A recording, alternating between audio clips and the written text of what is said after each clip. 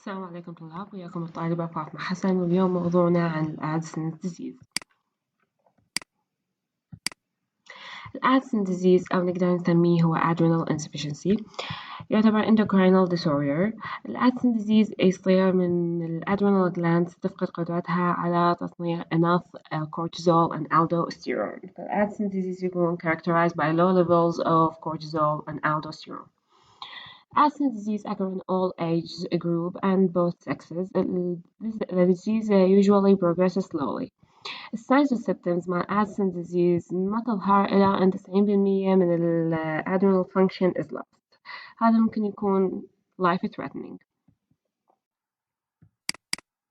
على مود نفهم الأديسون disease لازم نتعرف على الadrenal glands وطريقة عملها. Adrenal glands هي عبارة عن two glands located above each kidney. تتكون من two layers. ال inner layer اللي هي الميدولا واللي تصنع لي الكاتيكولامينز. ال outer layer اللي هي الكورتكس واللي تصنع لي الكورتيكوستيرويدز، واللي تنقسم إلى 3 أنواع.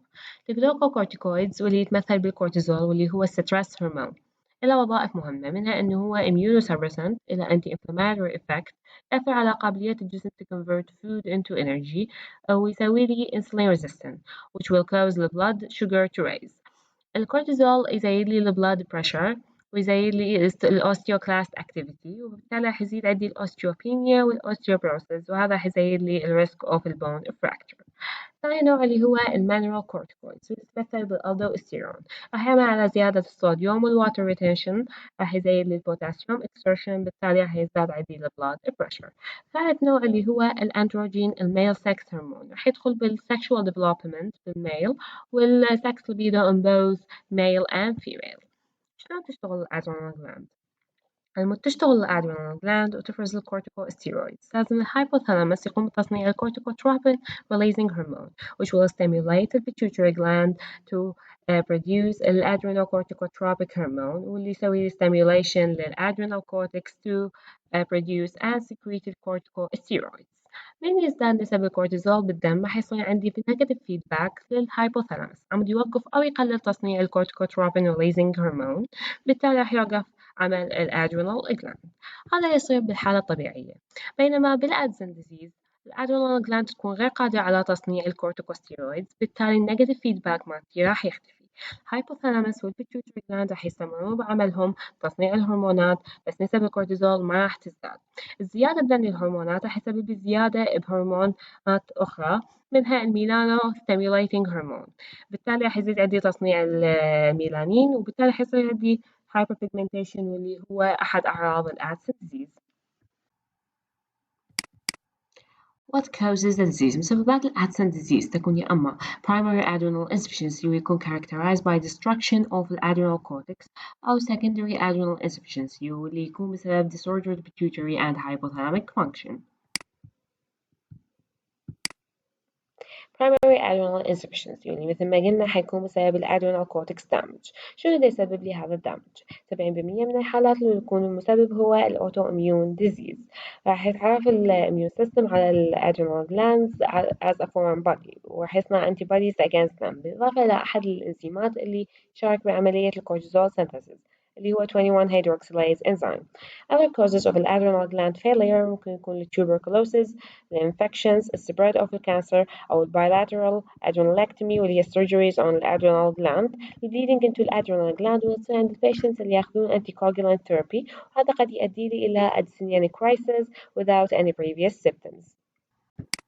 Secondary adrenal insufficiency يصير من pituitary gland cannot produce adrenocorticotropic hormone، بالتالي حيصير عندي low levels of ACTH، وهذا حيؤدي لي إلى low levels of the cortisol والandrogen.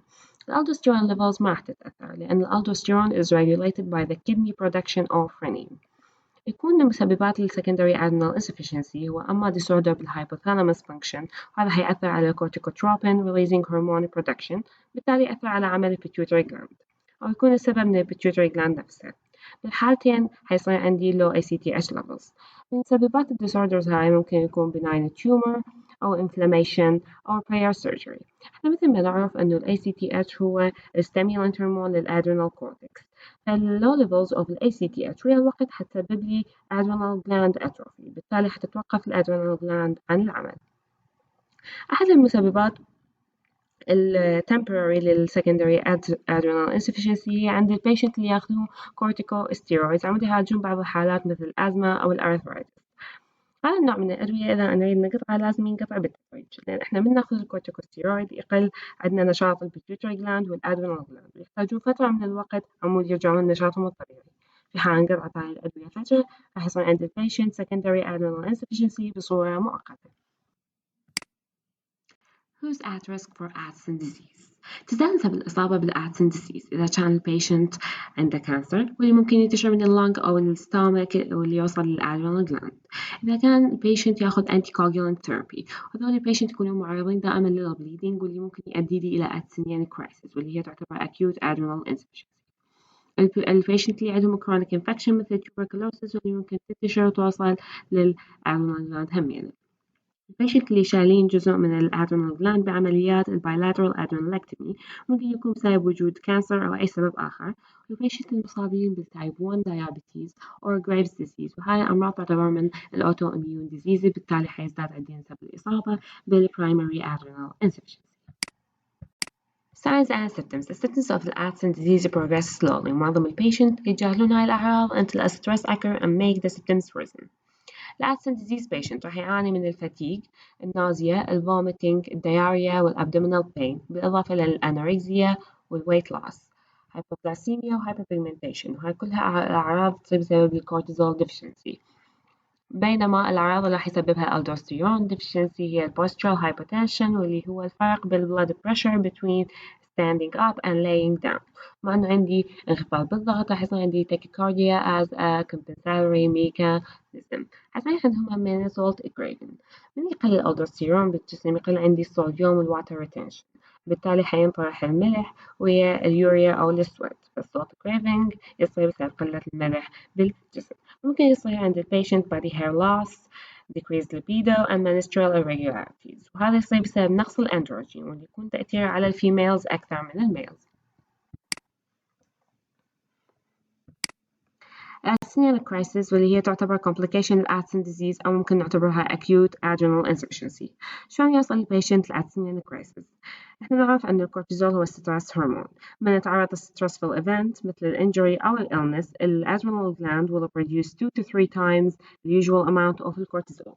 Patients with adrenal insufficiency يكونوا غير قادرين على زيادة نسب الكورتيزول under stress.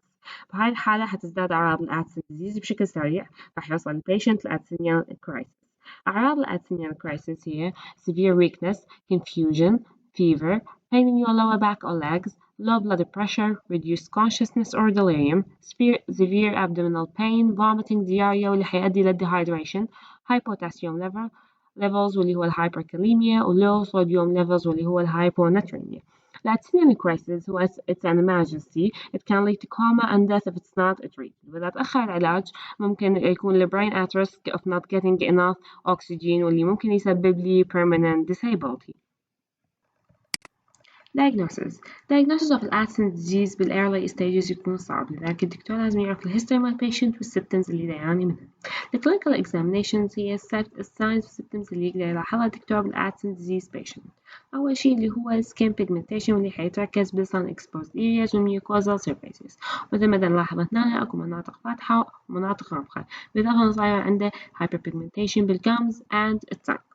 الهايبربيجمنتيشن يكون موجود في حالات البرايمري adrenal insufficiency بسبب overproduction of the melanocyte releasing hormone. بالسكندري adrenal insufficiency ما يصير عندنا hyperpigmentation لأن يكون سببه pituitary gland disorders.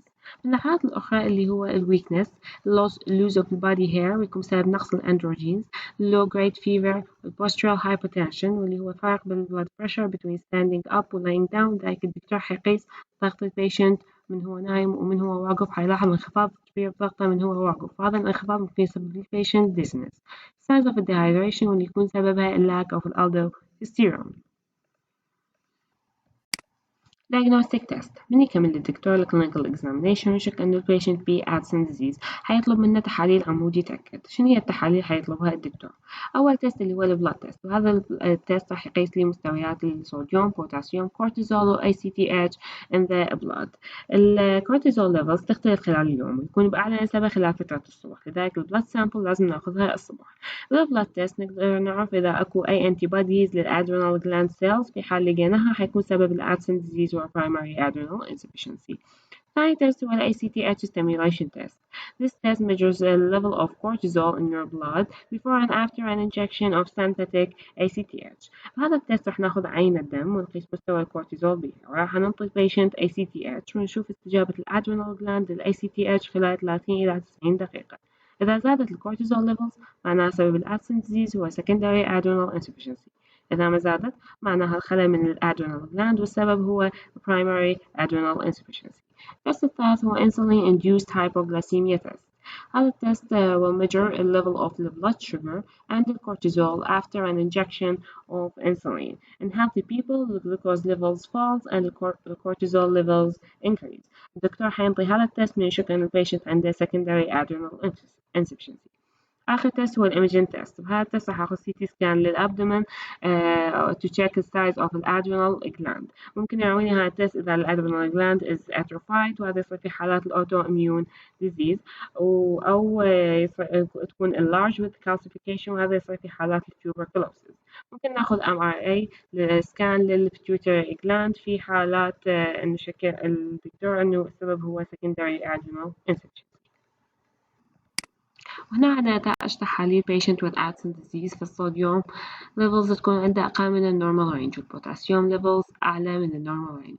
البلازما جلوكوز يكون أقل من 50 ملغ على ديسيلتر بينما النورمال رينج مالته هو 70 إلى 100 ملغ على ديسيلتر. بلازما ACTH حيكون ضمن النورمال رينج والسيوم كورتيزول يكون أقل من النورمال رينج مالتي وهذا يدل على أنه الأدسون disease is caused by primary adrenal insufficiency. نلاحظ أن ال ACTH stimulation test إنه الريزلت مالته تكون من 15 إلى 18 مايكروغرام على ديسيلتر بينما هو لازم يكون من 18 إلى 20 مايكروغرام على ديسيلتر. How it is treated. بما أن Addison disease يكون بسبب lack of the corticosteroid فراح يتعالج ب corticosteroid replacement for life. فالبيشنت راح ياخذ once or twice daily tablets of hydrocortisone, prednisolone, dexamethasone وهذول يعتبرون cortisol replacement. راح ياخذ as aldosterone replacement fludrocortisone. راح ينصح الدكتور بإضافة extra salt to your daily diet. في حالات السترس أو الانجري أو الانفكشن these medication need to be increased. هذول hormonal replacement ما بين أي side effect unless your dose is too high ويا الوقت ممكن يسبب لك هالشي osteoporosis و sleeping difficulties. How is Addisonian crisis treated? Addisonian crisis is an emergency that can lead to coma and death. بمجرد ما يشك الطبيب أن البيشنت يعاني من Addisonian crisis, an injection of salt, fluid, and glucocorticoid hormones may be given immediately حتى قبل ما يتأكد من diagnosis.